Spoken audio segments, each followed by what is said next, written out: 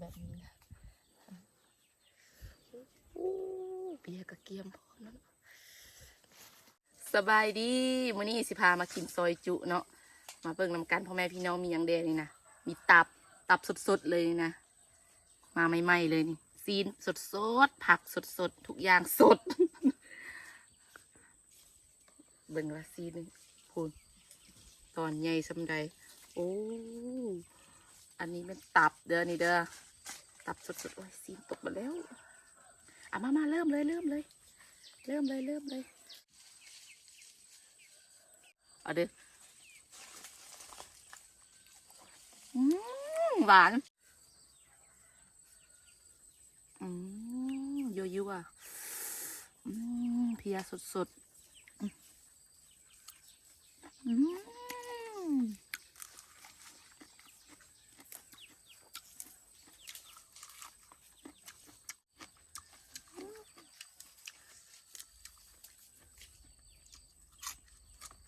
ตกแบบแบบนี้ก่อนตับครั้งแรกให้กินดิบสูเอาเด้อตับเด้อ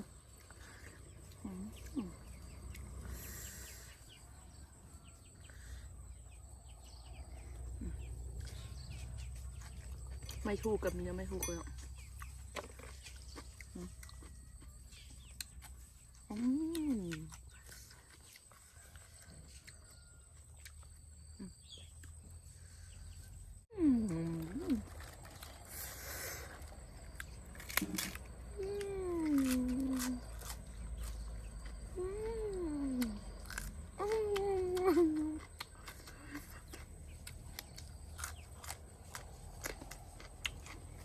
แซ่บตกขาดไปแล้วเปีย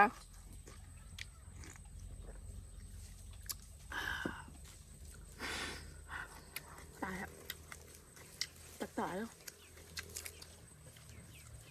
เก็บไว้ก่อนนะตัวสุกก็มีเขาก็ไม่ได้กินแต่ดิบกินสุกแด่นี่ผ้าขี้ริ้วก็มีไปใส่ละผ้าขี้ริ้วตอนใหญ่ๆเอาตอนใหญ่ๆก่อนอันนี้ลวกสุกแล้วละเด้อไม่ได้กินดิบเด้อนี่เด้อ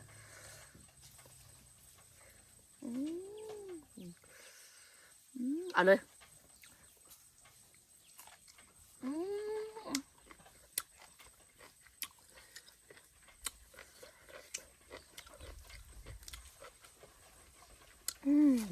น้ำตาไหลแซ่บแซ่บโพดแบบไหนจะตกลงมาธรรมชาติเนอะไม่ต้องตัดตัวนี้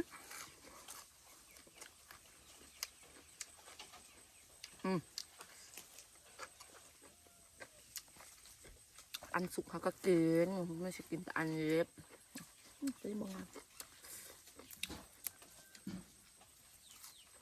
ขอบคุณ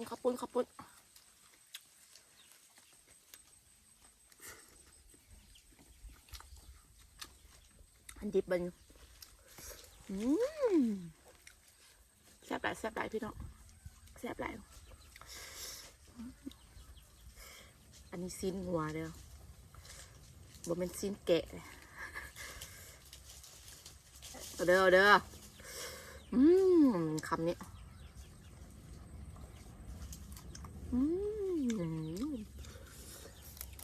เซเลอรี่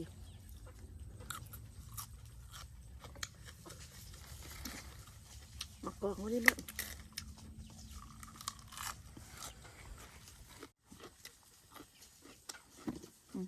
หอมมากเอาไม่ได้จุ่มเลยอ่ะ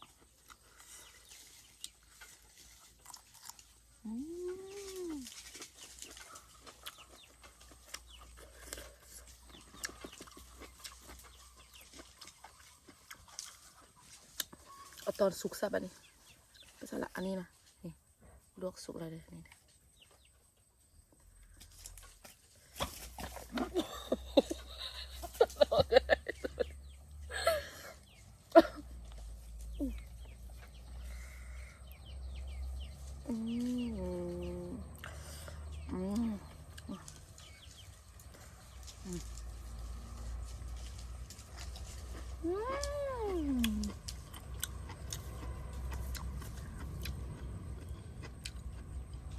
กันเลย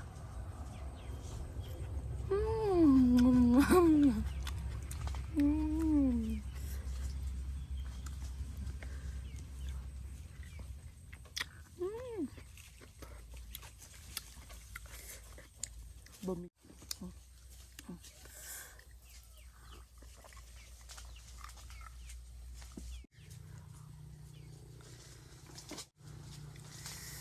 พันเอาไปเนี่ยพันเอาเดี๋ยววางไว้ก่อน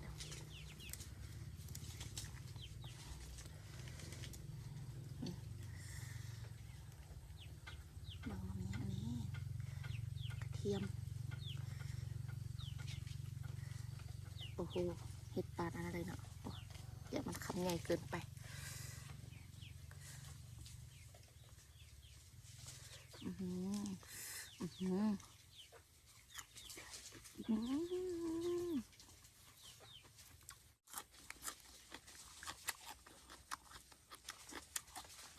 แซ่บอุ้ยได้ละ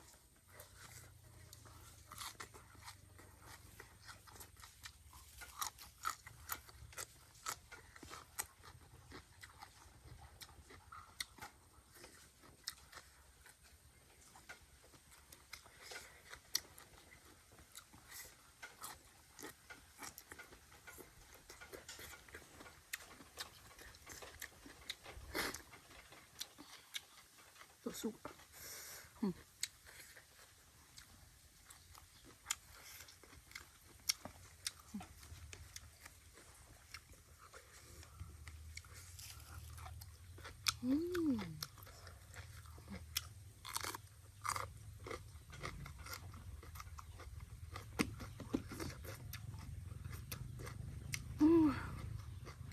แบบ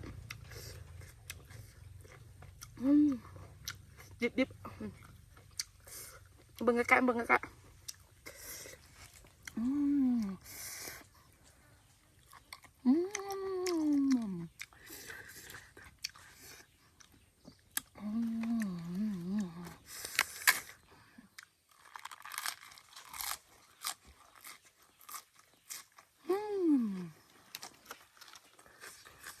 จับ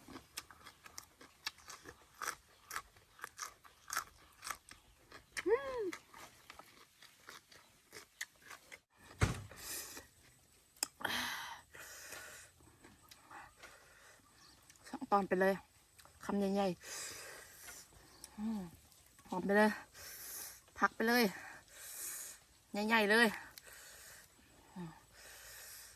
เอานี่บอก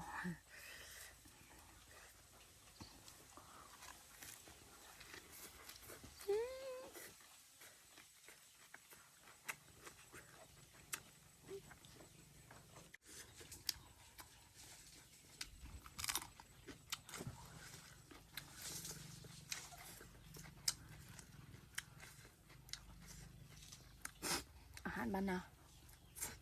แซ่บหวานหอมมาก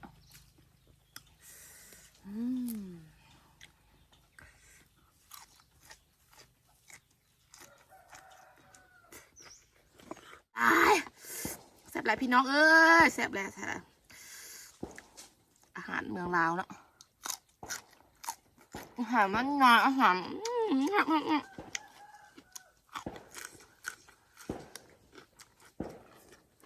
มาปานพี่น้องมากินน้ำกันแซ่บ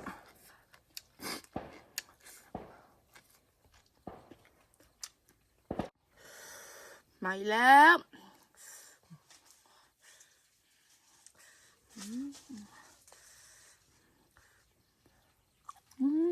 ครับ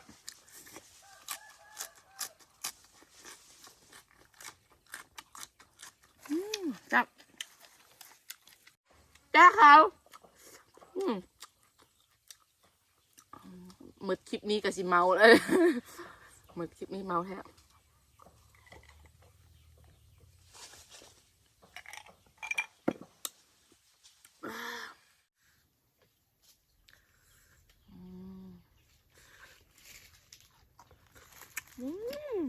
แซ่บหวาน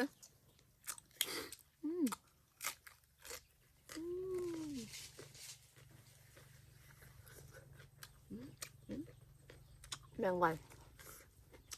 มันก็ยากนะค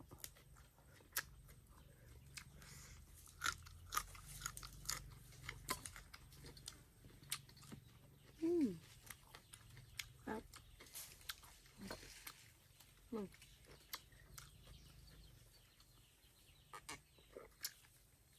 กินบะไดกกแบบนั้นกัดลอยเทือบหมดเทือนี่ครับเหมือนมะเขือ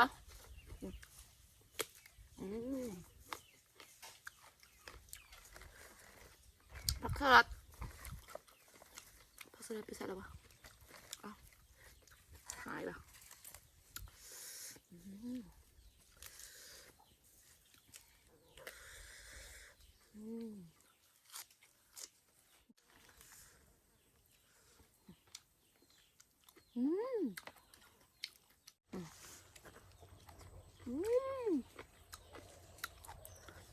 เอาแบบนี้เลยปะเอาอะทำอะไรดีวะใช่ปะผมเด้อแม่พี่น้องแม่พี่น้องแม่พี่น้องตอนใหญ่แท้ใหญ่ว่ะมาอยากไปใกล้ๆอยากมาใกล้ๆอยากมาบึ้งกู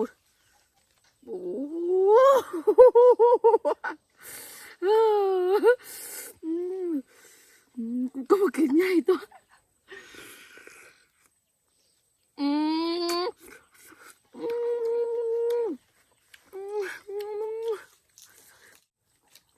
แซ่บจับ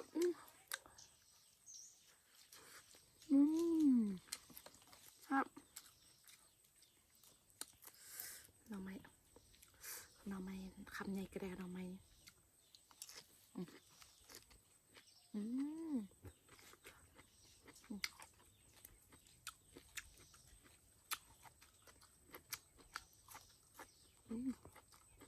แซ่บ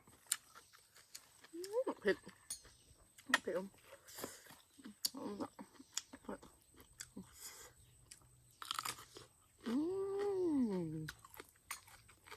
ซ่บเดี๋ยวโบเอ็ดคำใหญ่ไปเปล่า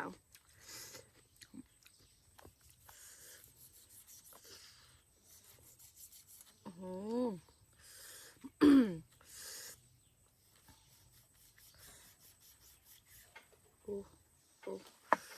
ก็ได้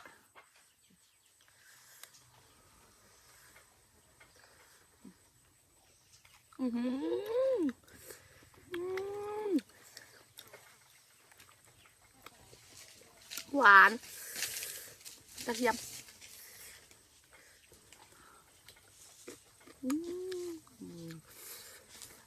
ได้หนึ่งวันสักกัน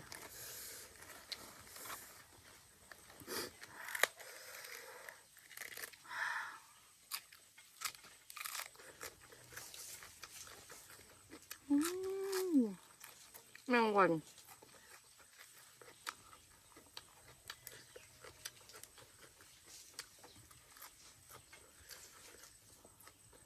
มันสุกได้กินปนกัน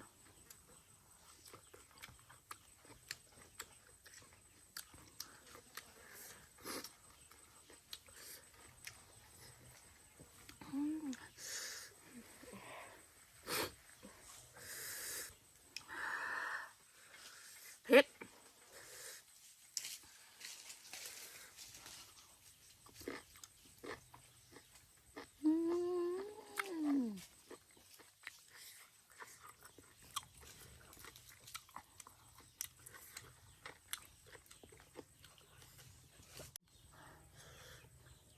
กินสุกเนี่ยแซ่บ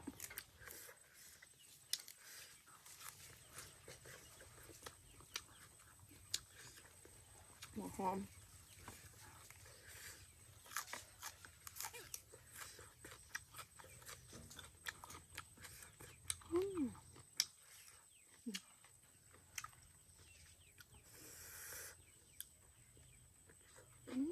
ครับ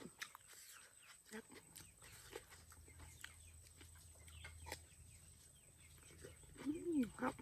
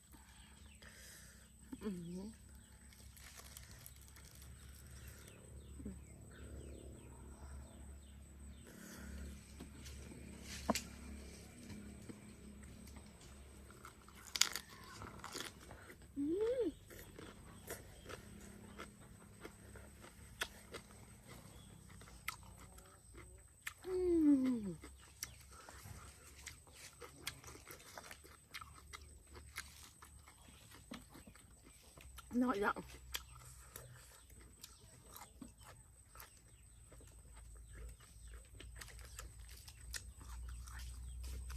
ขาดมาละขมผมได้มาละพี่นกมาแล้ว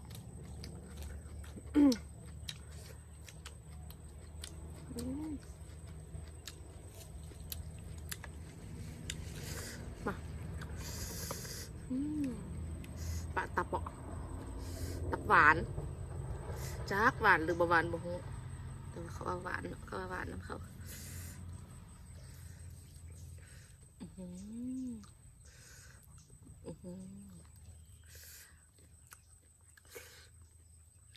ตากล้องน้ำลายหยด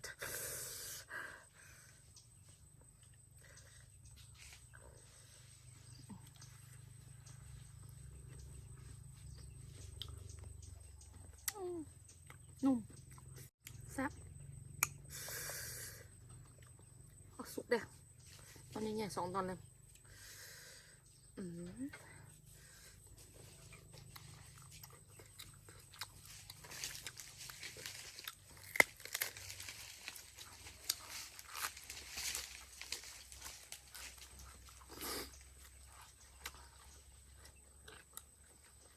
ฟินครับ